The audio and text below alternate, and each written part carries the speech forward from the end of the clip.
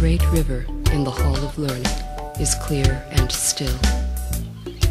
It seems to be unflowing as an immensely perfect mirror. One silently gazes into it for a while, then gives place to another. There are not many here at this great feast. At the hour of birth, the soul gazes on itself unveiled. This is the hardest trial yet in the progression of ceremonies.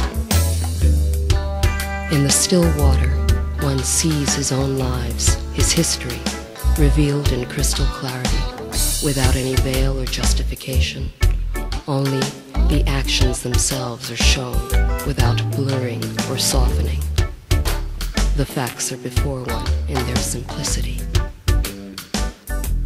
One must stand before this inexorable record, which does not stop until every single act is seen and told, and the sum of each life is understood and reckoned exactly.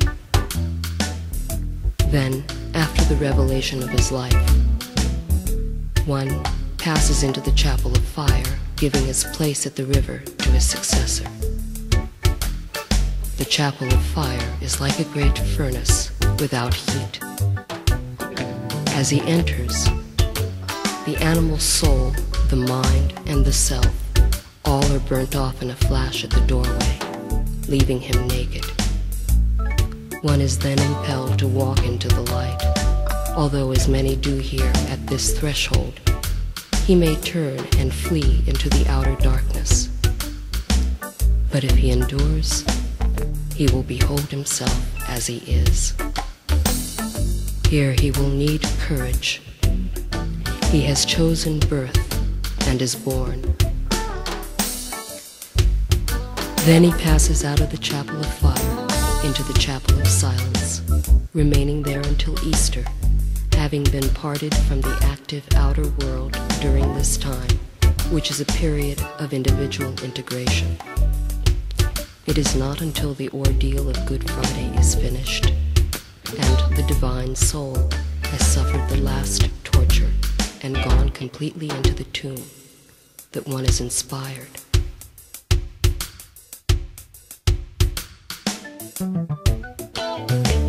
I am ready to be burned and consumed, for that is birth. I am ready to stand naked and unprotected, and to suffer from my nakedness, for that is life. I am ready to surrender the pure bliss of unexpressed spirit for the pain of life in form, that I may know myself. I am resolved to leave that which is permanent and certain for the road which is always new. I am resolved to make the pilgrimage through the darkness of matter and stand in the fire, that the uncreated shall be one with the created. At first, in the ceremony of love, the voice of silence reaches one as a miraculous sound only on rare occasions. But soon one begins to hear the voice of silence as a constant guide.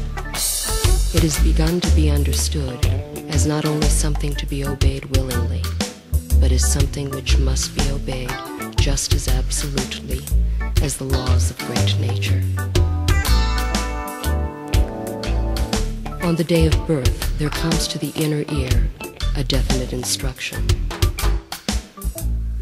The desire of birth must be formulated into a prayer, which will eventually, if it is repeated sincerely enough and often enough, express the effort of real will. This prayer must be sustained for a year without cease, and reinforced by remembering exercises, and formed into new words each morning on the instant of waking up. The mind and desires and spirit of the seeker must be made to endure constant attention on this wish. It must never be forgotten or performed late, this daily ceremony. If it is omitted even once from the daily life, the will necessary to to enter the hall of learning at the birth ceremony the following year will not be strong enough to enable one to even open the door to the chamber. The prayer must be continuous without interruption for 3 minutes exactly, and during those 3 minutes, the prayer must be formed in 3 different ways, consciously expressed in the mind.